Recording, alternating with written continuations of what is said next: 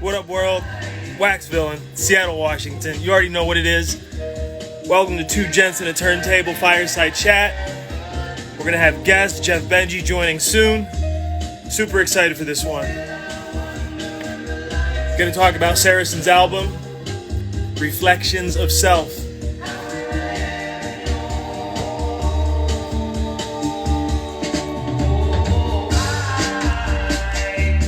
Appreciate y'all joining. Benji, send the request. Maria Sanchez in the building. What's up? I see you, sis. Renee, my man.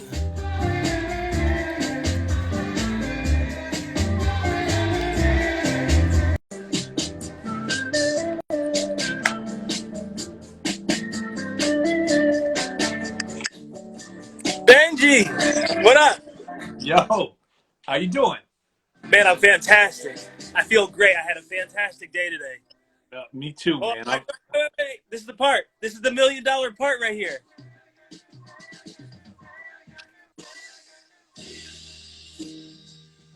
Sick. Yes.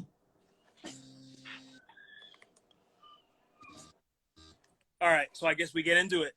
Everyone, I want to thank you for tuning in to Two Gentlemen at a Turntable. That's my co-host, Jeff Benjamin. We got a really good day for this fireside chat. We've got Sarason, and we've got Billy Aukstik from Dala Records. For those that don't know, I dropped an unboxing video today talking about this work of art right here. And so I wanted to bring these folks on to kind of talk shop, to really get into it, drive the connection points that I'm always talking about with Benji. For those that don't know, the format for the show looks like this. Fireside chats are not interviews. They're very different. We're trying to drive engagement and connection points deeper than what you'll find if you're reading other interviews or seeing them on YouTube. I really want to be a part of bringing musicians closer to us fans so that we can learn more about them. We can connect to their music differently. And ultimately, I hope that everyone feels empowered to support the musicians and labels that we love in a different capacity. We're looking at about 35, maybe 40 minutes tops. I'm more focused on these being potent versus length of time. 7 or 8 questions, really good ones that Benji and I researched. And then, of course, the infamous RPM round where Benji has made some enhancements. We got music, and the questions are always good. They're short, one-word responses. Again, driving that engagement, allowing us to learn more about the person and less about the musician. So let's see here. Got about 7 on. Thought I saw Mike Sarason. Let me see here.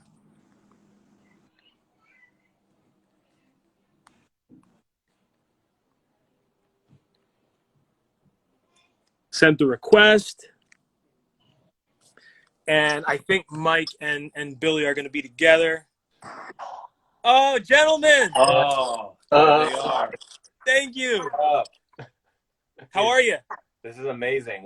I'm feeling great. We're good. We just filled our stomachs with some hummus from this amazing place by the studio. So we are good to go, baby.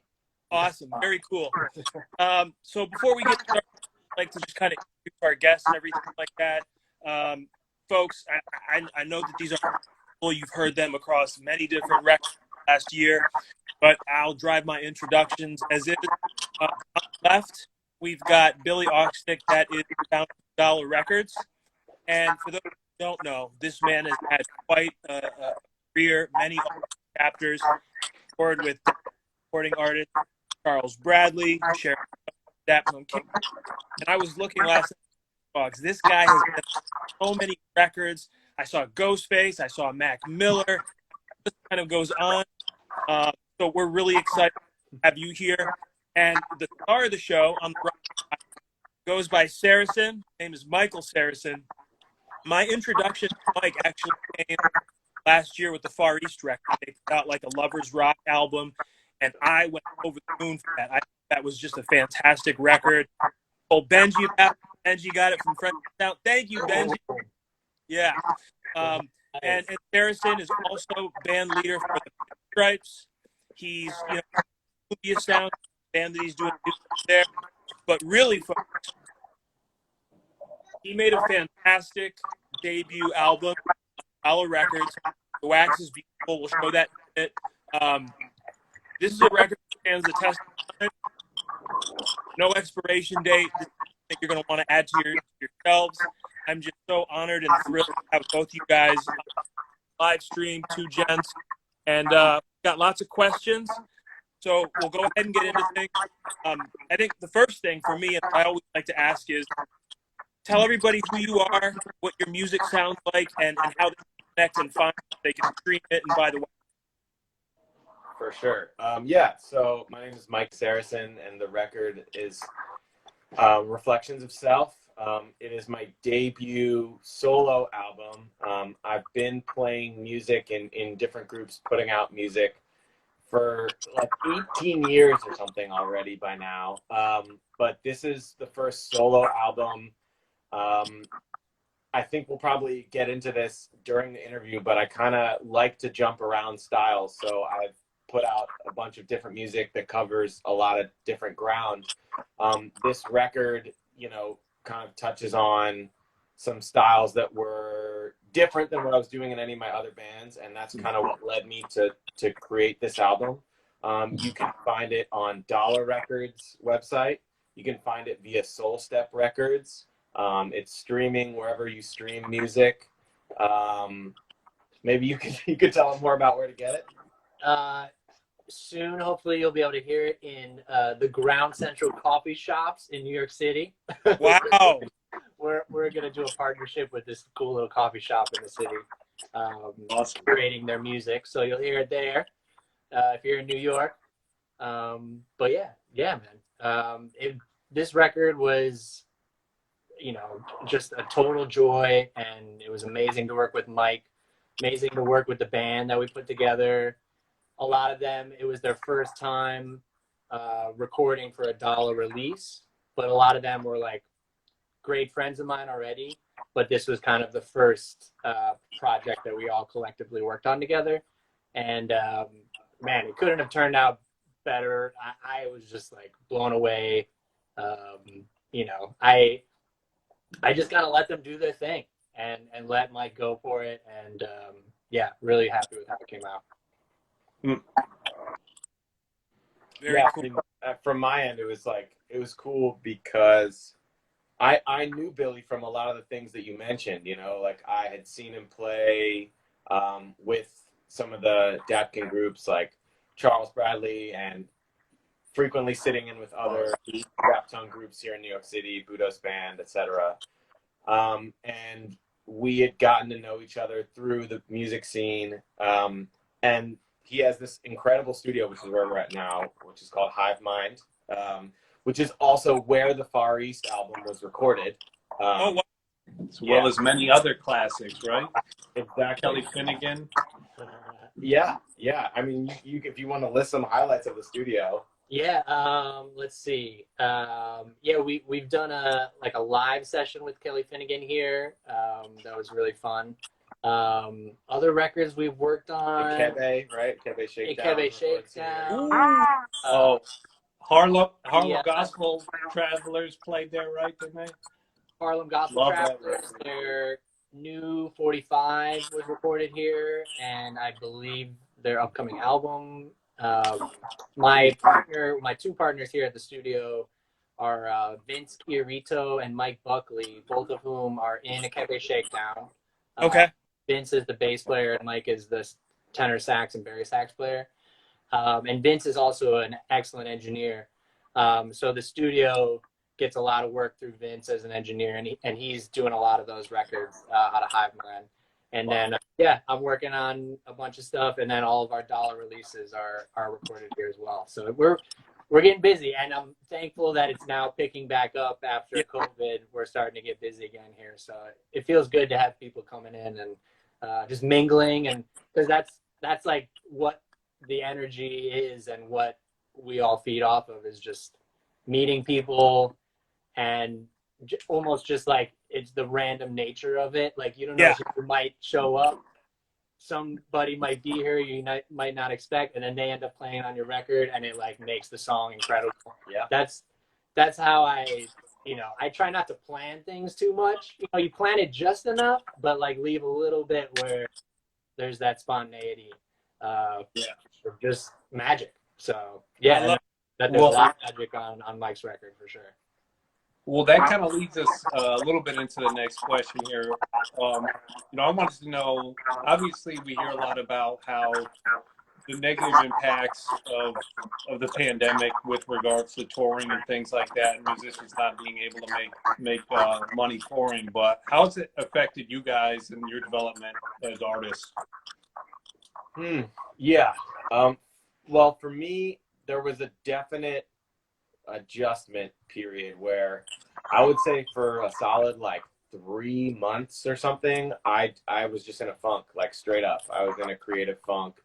I didn't, there were no gigs, and I didn't really, I'm such a band person, even though this is like a solo album. I'm such a collaborative person by nature, and I really, like, I can play you a song by myself on guitar or on piano if you ask me to, but my favorite thing to do is really to play with a group of other musicians.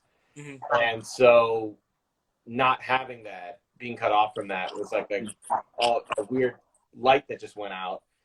And like I said, it's probably about 3 months for me before I just kind of like was like, all right, well, I have to do something.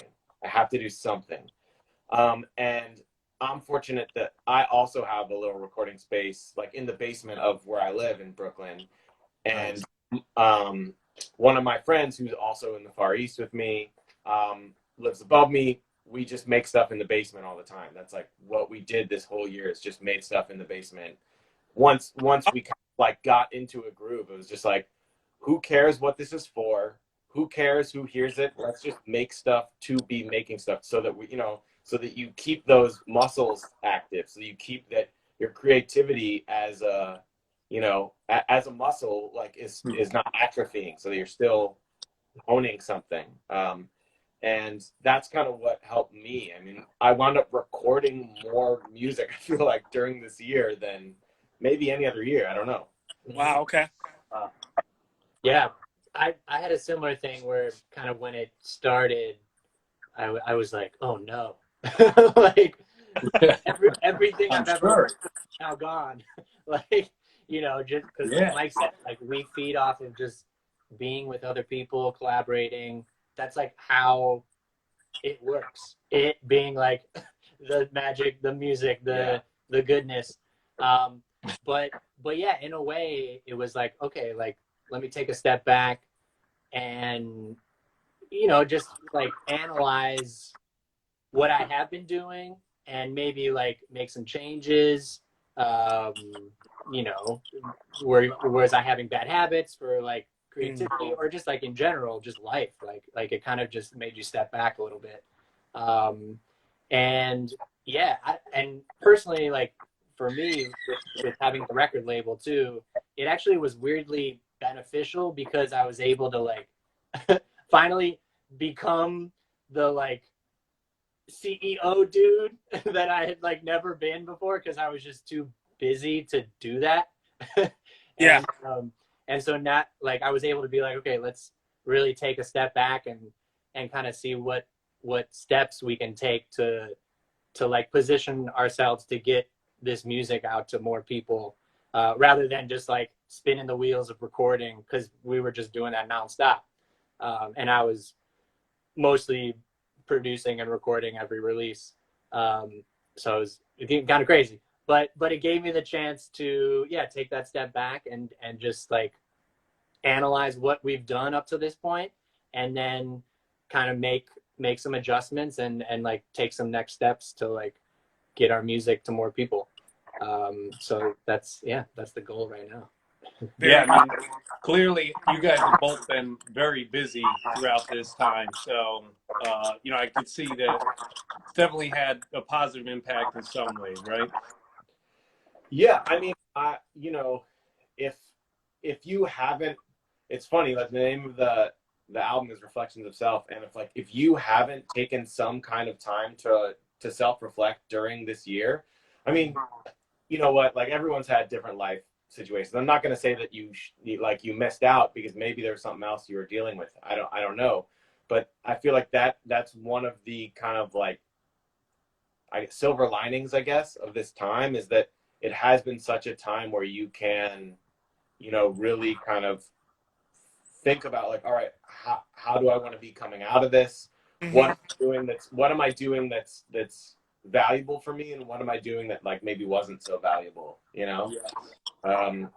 And yeah, it's just been a really, you know, it's a really strange time, but there have been some positives. Yeah. Sure. We got some fans in the back, guys. We got some fans. I'm sorry. Big fans, Sarason fans here. I'm sorry. I love that. I love that. So the next question is for if you saw the boxing, you heard me talk about Conceal and Care.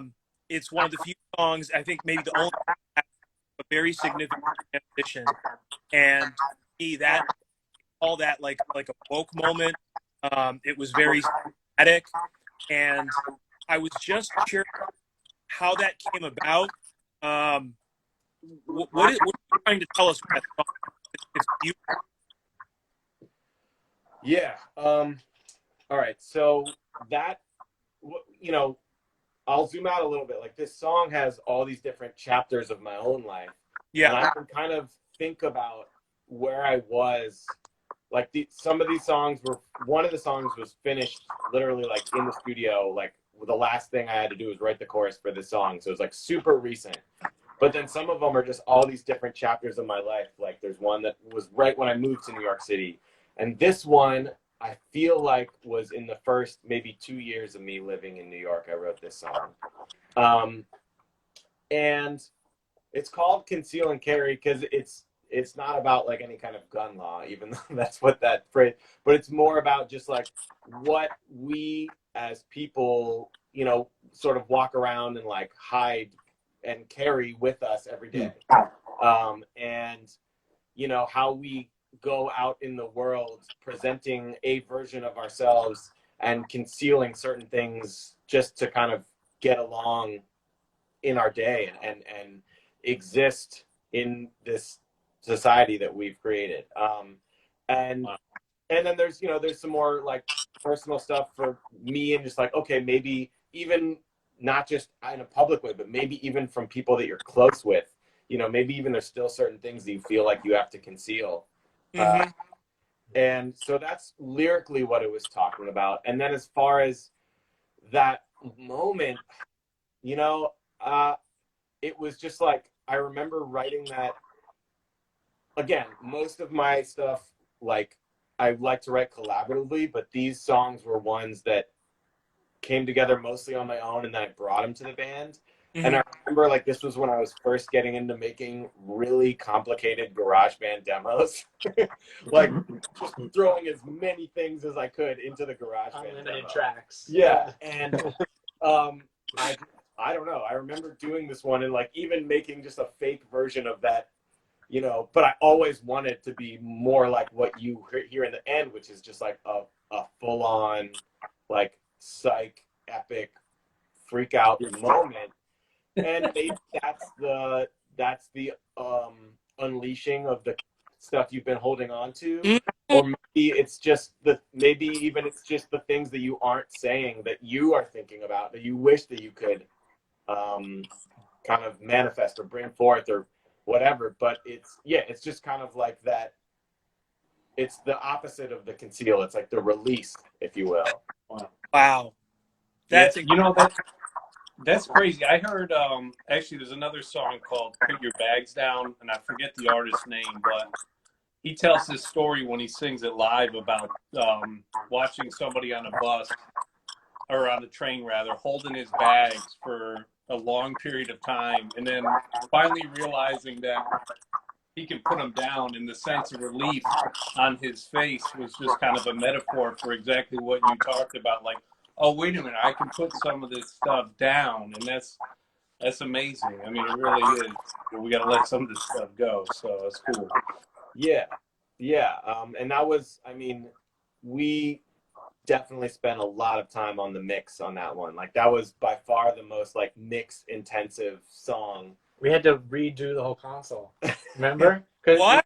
we mixed that song in 2 parts. Yes, right. Basically, we mixed the song up until that transition.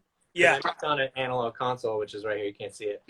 So in order to mix that second part correctly, we needed a blank slate. So in Pro Tools, we basically mixed the first part and mixed it, right? Saved that section. And then we erased the whole board, cleared the board, and then just got into crazy territory. And because we needed all those extra faders to be able to make those pan moves, to make those reverb moves. Wow. And then we spliced the 2 halves together. Yeah. What was cool is that like I don't really think that that's anything that either of us had done before to that extent.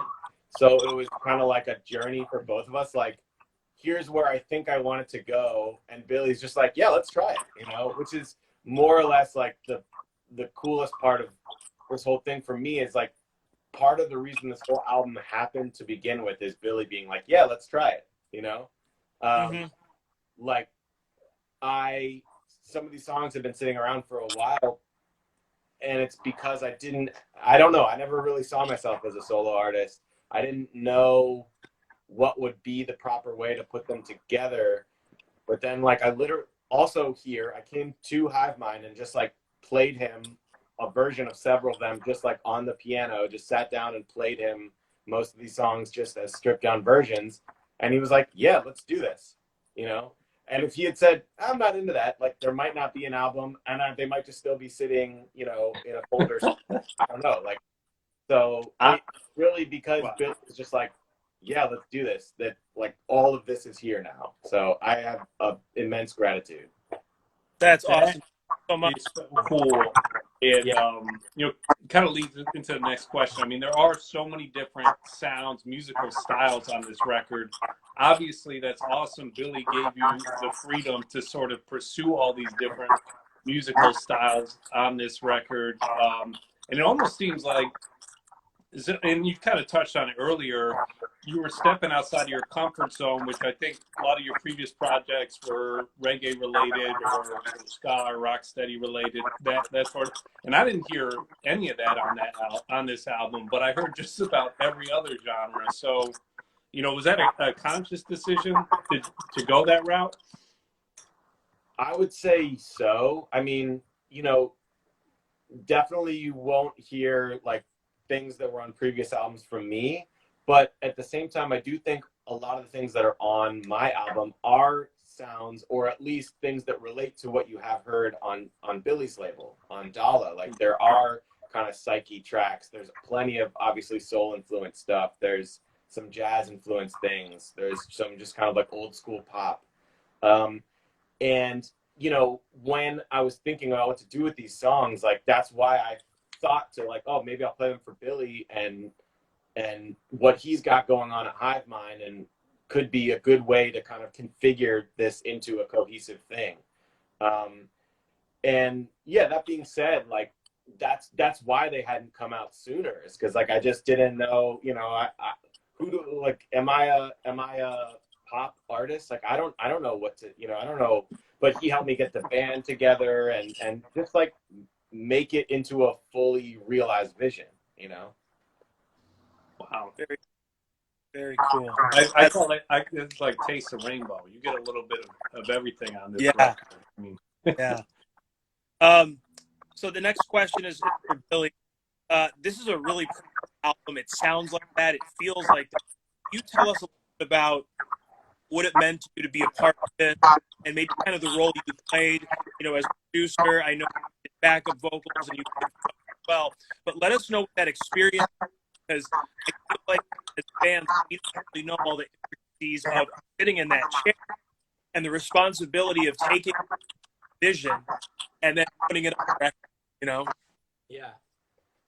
Well, I think with this record, I was in a place, kind of like I said before, where I had been recording quite a bit, like previous to this album being made. I had been engineering quite a bit at Hive Mind, doing, you know, sessions for just clients in Brooklyn, but then also doing a lot of Dala material. So I think I was like really, I was pretty primed to make this album, because kind of like Mike mentioned, like I had been working with a lot of great studio musicians previously, just through all the years of performing, but then also being an engineer here. And I would meet people who were just like ace studio cats.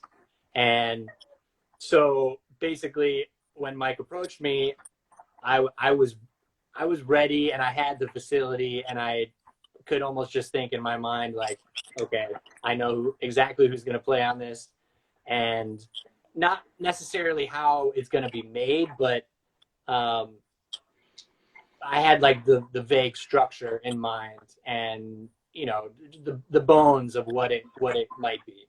And then while it was being made, I think, well, obviously I was engineering it, and that was fun. And actually I had some help from Max Schrager, who played guitar on the album. Okay, yeah. He's, I don't know if you're familiar with the band The Shacks. Oh yeah. They're a band on Big Crown. Yes. Yeah. And Max, also a really great engineer. And so he assisted engineering on a lot of the stuff, like getting drum sounds. And we've worked together quite a bit over the years too. And so I was engineering, and then I feel like I wrote out like the lead charts for the, right? Yeah. Like the charts, I love, like, I'm old school. I like write the charts like on paper and pencil, you know, how they used to do it. And I got like the big like manuscript paper, like you know, I'll go for that. I'm a nerd for that shit. And so that was part of it, you know, making sure the band had the charts with all the right chords. And then once it came time to recording, you know, we used the tape machine, the 16 track. So it was not a lot of, you know, like computer madness at that point. It was just analog recording, which is how we do 95% of our records. That's just how I like to work, and it honestly just simplifies everything. It's just like, oh, like we can't have 7 mics on the drums, like, okay, good, like that makes my life a lot easier. And that's just become the just how we work, and like how our records end up sounding.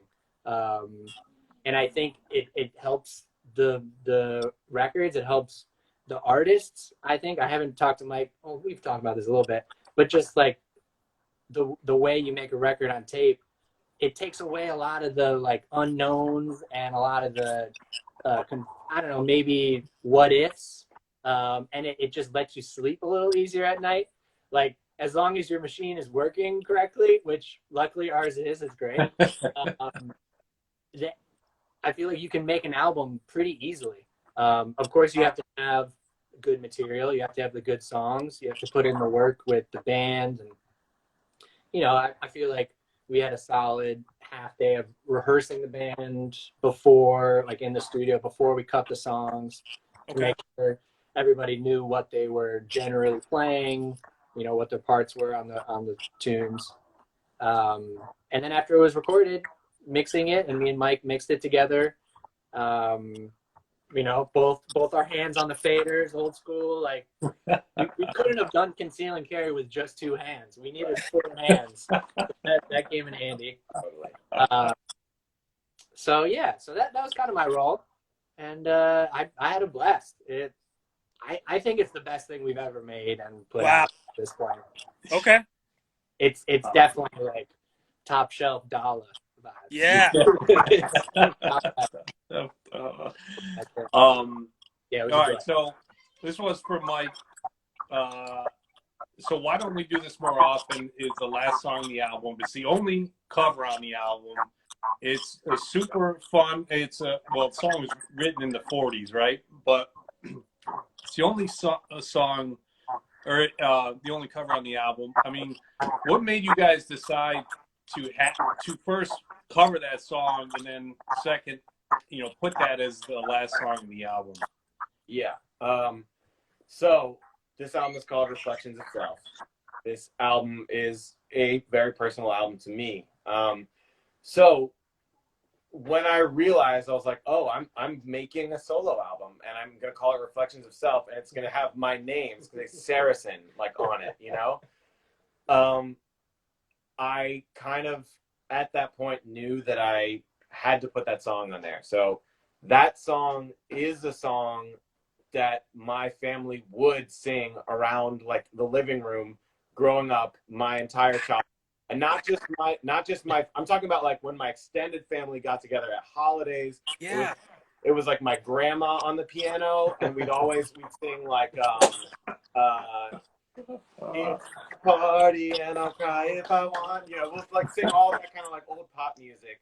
And then always the last song was Why Don't We Do This More Often? And I'm telling you, I had never actually even heard a recording of this song my whole life until like I grew up and YouTube became a thing like in my 20s. Like the only way I knew this song was my family singing it. You probably thought it was the Sarason original. I didn't know. I didn't know when it was written. I knew that it had to be some kind of old timey song, but like I didn't know if it was a hugely popular song. I didn't know if it was like just my family knew it. I didn't know anything, but I knew the song, and so it's like once again, if I'm gonna call the album Reflections of Self, like I wanted to put that on there in case I never make another solo album. Like this is for my family who gave this gift of music to me as it is for me, Wow. So that's what that is. That is awesome. Such a nice homage there too. But I mean, really cool, fun. Like I said, fun. Like the horns on that song, everything about it's just a fun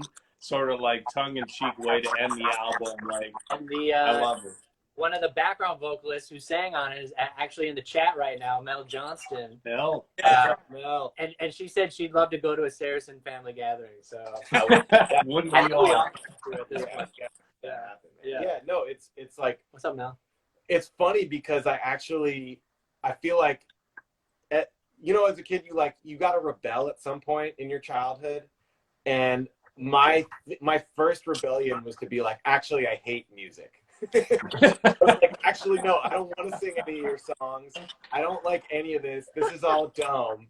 And then, several years later, I came back around and realized, like, oh, this is actually incredible. And this is like something amazing that my family instilled in me. And that's like just a really special thing that we have.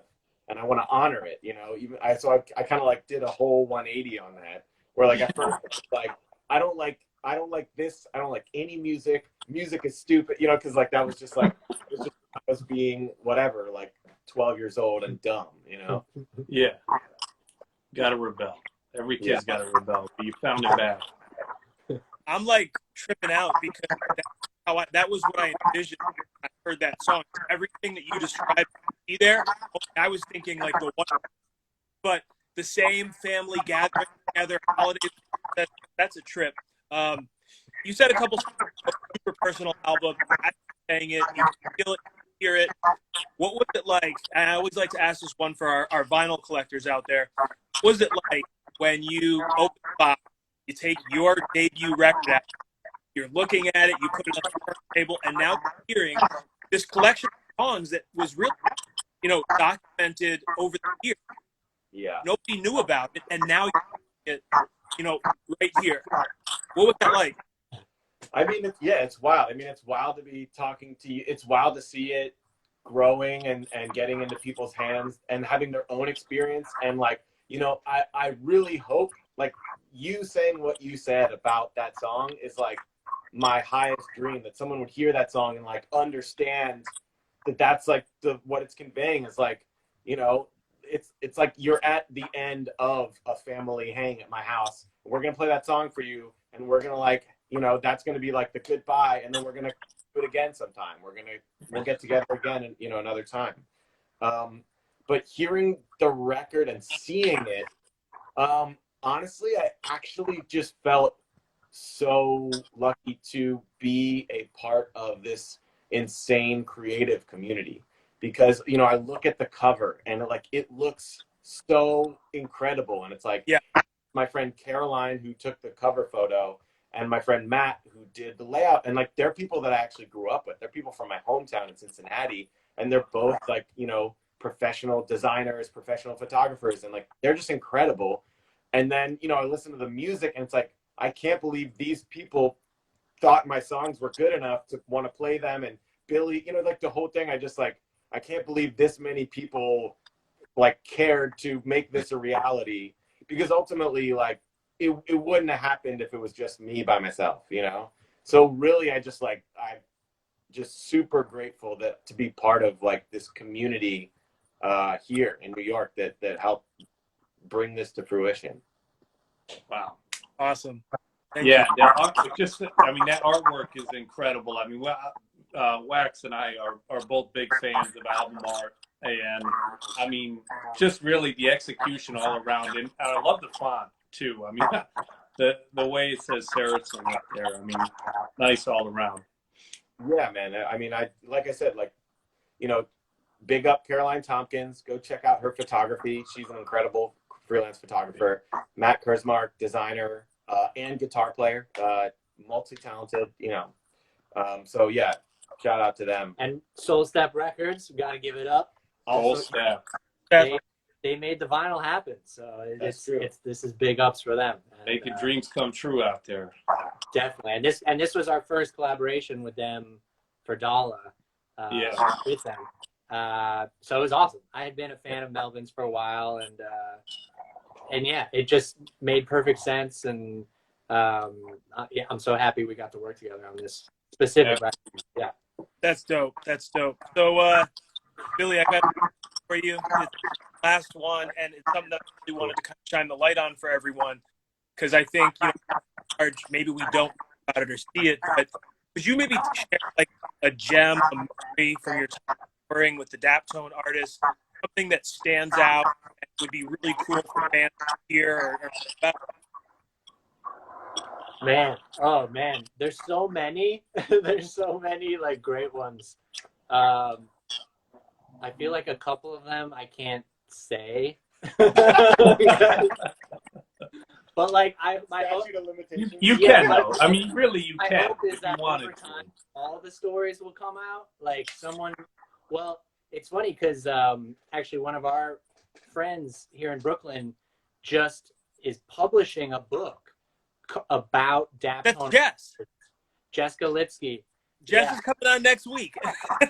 Amazing. Well, this is a perfect intro for her then. And so she actually interviewed me and a bunch of the other people who toured with Charles and Sharon and Auntie Boss. And so there's going to be a lot of stories in that book. I'm actually excited to read it, to hear like other Yeah, me too. stories. But yeah, man, I mean, shoot, there's so many. I'll just give you like, well, with Charles, man, with Charles, there's one special memory in particular. It was even before I joined his band. It was the first time I ever saw him play. It was like June of 2011. His debut album had just dropped. Nobody knew who. And he played in Fort Greene Park in Brooklyn at this outdoor stage. It's a beautiful little park in Brooklyn. And I went there with my buddy, Tom, and I remember going to the show and seeing the beginning part of the show, and I was just like, this is my favorite band I've ever seen in my life. Like, this is all of my favorite things in one thing. And so from the beginning, I was just blown away. But then as the concerts progressed, behind the stage, there was a giant dark black cloud coming slowly to the stage over the course of the second half of the set. And so just as Charles is playing, you know, he's facing us, so he can't see us, but we see behind him, there's this giant storm cloud. And as they hit I think it was the second to last song, the cloud opens up and he's singing that song Golden Rule, which is like fiery and like the perfect like thunderstorm song. And the clouds open up and then it just starts like downpouring on the stage, and like the cymbals are flying everywhere. Like our friend Victor's organ starts getting rained on, and he like grabs his organ and like runs off the stage. But Charles keeps singing. Charles keeps singing, and he finishes the song, and then everybody just runs away. And that was how the show ended. And like he didn't go say goodbye, and it was just this like incredible like whoa. It was as if like God was like, Charles Bradley is now in the building. Like he has now arrived, and you're about to hear him. But even in the middle of that show, you know, he used to go out and hug people in the crowd. In the middle of the show, he would do an outfit change. This was like his classic move. Like he would have a little like James Brown moment where he would like do a song, like do an outfit change, like come back with a new outfit. So in the middle of the show, I was still in the audience before I joined. He comes out to hug people. I'm like back in the crowd, like way far back. Like, and I'm like, you know, he's probably not gonna hug me. He literally zigzags directly to me before we even knew each other, before I ever met him, and he hugs me, and I'm like way back in the crowd, and I took that as a sign. I was like, this dude, it's fate. And then 4 months later, I joined his band. Wow. And then we toured for 7 years, and it was great. So, That's an incredible story. It was I've like, never heard that story, man. I That's know, wild. Yeah. But with all those artists, with Sharon, with Charles, and like my experience with them, it was just like a lot of just like magical moments, and just like honestly me being in the right place at the right time and having a trumpet and like being decent enough to play with them. But yeah, like I'll tell you one other quick story with Sharon. One time she played at Brooklyn Academy of Music for Jimmy Kimmel, and it was the day after Hurricane Sandy hit Brooklyn. mm-hmm. And so I lived in the East Village, and all of downtown Manhattan was just wrecked, and there was no power, no phone communication. So, and I was supposed to be on call for the gig because their trumpet player lived upstate New York, so he didn't know if he could make it. So I wake up the next morning thinking, like, sure enough, they're not playing Jimmy Kimmel. Like, it's canceled because there was a hurricane, and like nothing's happening today. I go to the payphone on the corner of St. Mark's and First Avenue to call the management company with Sharon, just to be like, hey, y'all, like, this is canceled, right? And sure enough, they pick up the phone and they're like, Billy, where are you? Get your suit. Go to bed. We're hitting an hour. And I'm like, fuck. And so I somehow get a cab in the middle of like, it's post-apocalyptic Manhattan at this point. And I go to BAM, and BAM is like, nothing ever happened, because it's like the elevation of Brooklyn Academy of Music in downtown Brooklyn is like above East Village. So like they didn't get hit at all, and there was power, and people were like going to their jobs. So for reference, it's like maybe 2 miles away, right? It's like not very far. Across the river. Yeah. And so I was like, fuck. And so I got my suit, and I hadn't showered in like 3 days because it was a hurricane, and I was just like bumming around East Village. And so that night I went on Jimmy Kimmel with Sharon, and if you see the footage, I look like a freaking wreck with my hair, but at least I got the suit and tie. So like from here down, it's like I'm dapper, but like up here, it's like it's a rough show. Not sure what's going on. I can talk about that. Did they at least offer you a shower before you left? No. I think we started having wine at that point, and now like, it's great. I did the right thing. I used a payphone in New York, which is funny. Wow. Two killer stories. A lot of those moments. It's just that group of people was just special. So I got one more question, actually, bonus question here. Is for Billy. One of my favorite. Well, I gotta ask. So I was never really into Mac Miller until I heard the song Ladders, and then I was like, oh shit, I didn't know who makes music like this. Yeah. How did you end up on that song, on this album? One of my favorite, I don't listen to a lot of current rap albums, but I mean, the album's an incredible piece, and the horns that you play on that song, Ladder, is a big part of that. So how'd you end up on that album? Yeah, so that was a result of my buddy Ray Mason, who is one of the top trombone players, I'm going to say, in the world. I'm just going to be that guy. He is an old buddy of mine who I went to college with. He is friends with a saxophone player, composer named Kenneth Whalum, who had worked with some serious cats in all of music, but specifically like in the hip hop scene too, and has worked with Mac, had worked with Mac in the past. And that session just came together because Kenneth needed horns. And he was like, he called Ray, and then Ray called me. And I went to the studio in Midtown, and and we laid it down. Sadly, Mac wasn't there, so I wasn't ever able to meet Mac.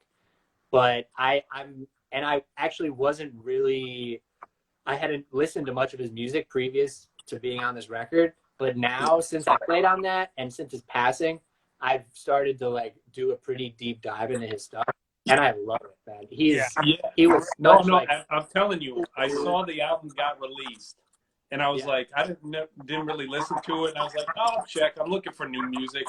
I hit that Ladder song, and I was like, I heard the horns. I was like, oh, I like this. I like this a lot. Then Swimming became one of my favorite albums. And then from there on, I just went back to the catalog and became a huge fan. And, sadly, he passed shortly thereafter. But, man, that's awesome that you ended up on that album. I mean, really. Totally. Yeah, he was amazing. And Kenneth co-wrote that song with him. So that was cool. And yeah, we kind of just like came up with the parts in the studio, and like a year later the album came out. I was like, damn, that turned out good. Because there were no vocals on it at that point either. It was just like a raw instrumental track. I didn't know what was going to happen. Yeah. So that was cool. All right, is it time for the RPMs? Benji, it's time for the RPM. Are you guys ready? Are you guys ready? So as Wax said, this is our lightning round. All right, lightning round. Yeah. Let's do it. Lightning round. Try and answer the questions as quickly as you can. Are you ready? And now, are we taking turns, or are we each going to give our own answer to the question? Yeah. Each give your own. All right. Okay, you go first. All right. First one up, musical inspiration growing up. Musical inspiration growing up. Ray Charles. I wanted to be Ray Charles in the Blues Brothers specifically. Yes. That era. Louis Armstrong. Louis Armstrong. God damn, good. All right. What are you listening to right now? Right now, I am listening to Eddie Harris. I bought an Eddie Harris album when I went home to Cincinnati, and I bought a bunch of records. I bought one of those Eddie Harris like electric saxophone era albums. Best. Really cool. Very cool. St. Vincent. Ooh. Their New album. Check that out. Is that Daddy's Home? Is that what it is? Daddy's Home, yeah. I made dinner listening to it the other night, but I want to get it in like headphones and check it out. All right.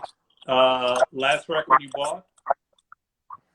Okay, so I bought the Eddie Harris one. What else did I buy when I bought that? I bought a Fela record. I bought I like to buy random shit that I don't know, that like, especially like I listen to a lot of music from like Africa or from Latin America. So like I found a really crazy album that was by an African community that's all from one specific region that I don't remember, but they all live in Florida. So it's an album that was recorded in Florida in the 80s, and they're all from this one tradition in Africa. So like include it maybe later in like the follow up. I can't remember, but it's crazy. It's a really cool album. That's all right. We drop it in the comments. Oh yeah. We'll drop it in the comments. I think mine was Bob James. Like Bob James 2 or 3. Yeah.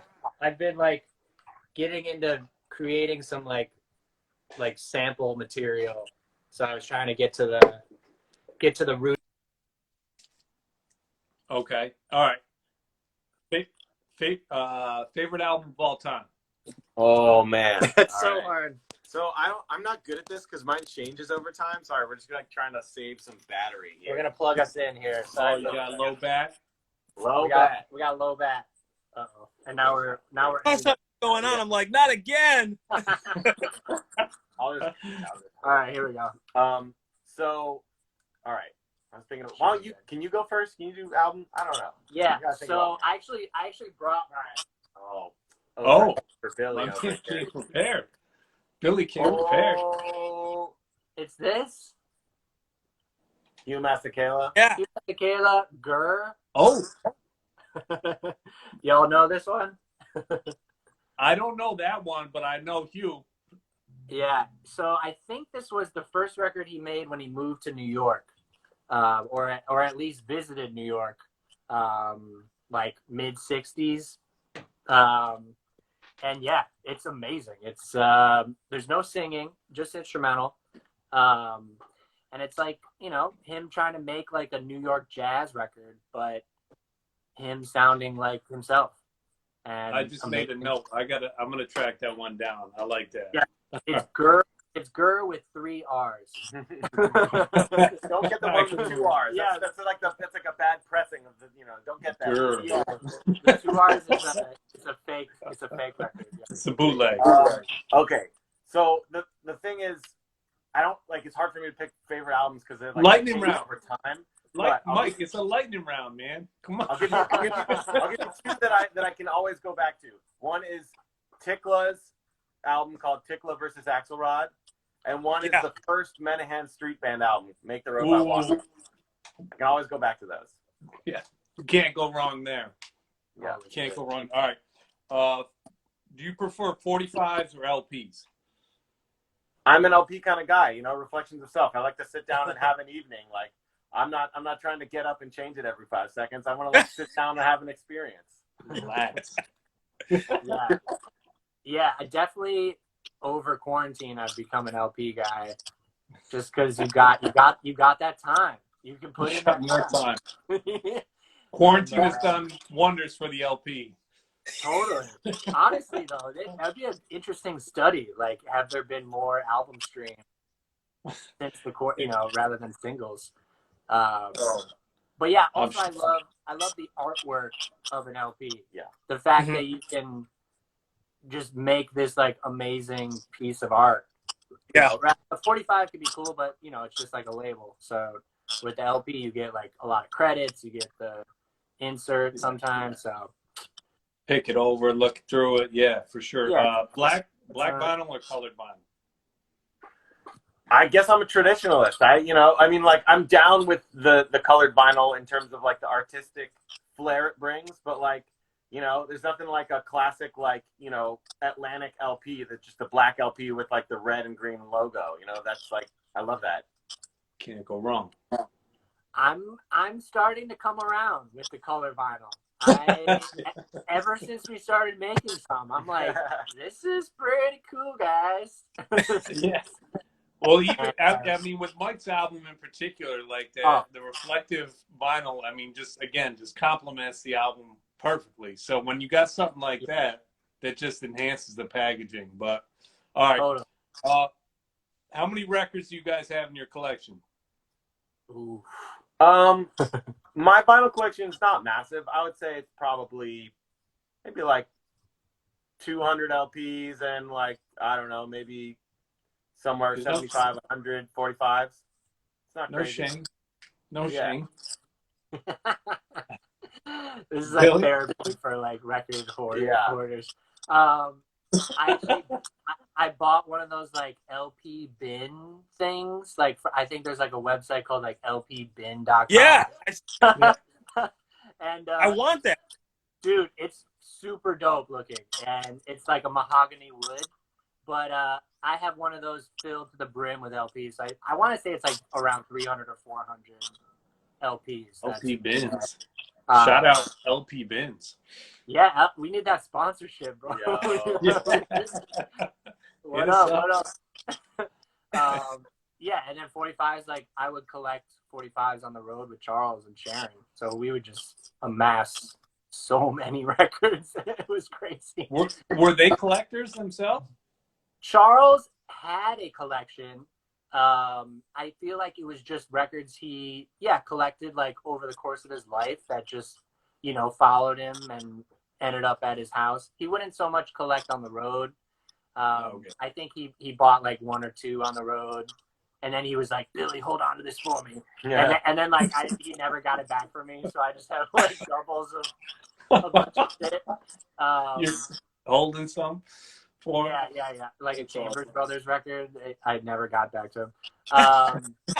But yeah, I mean, definitely like CB and Sharon, they love that shit. They came up on that. Yeah. All right. Favorite dessert? Ooh.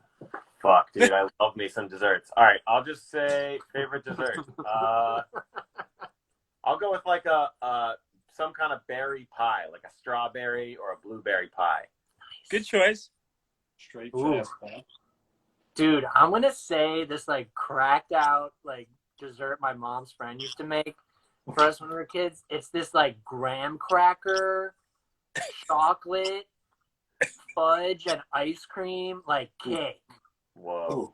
Yeah, That it's sounds amazing. it's like a gut bomb, but if you're a kid, like you can eat that. You can just go to town. You're fine. That's, God. So, yeah, I'm gonna say that. For sure. That sounds amazing. All right. It was really good. Favorite drink? What was it? Favorite drink? Favorite drink?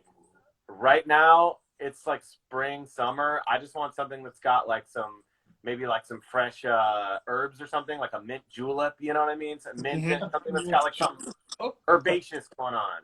Yeah, I love it. Delicious. Yeah. Oh, the Kentucky Derby. Ooh, get your Mint hat on. julep. Yeah, exactly. That just happened. It's like, mint julep season.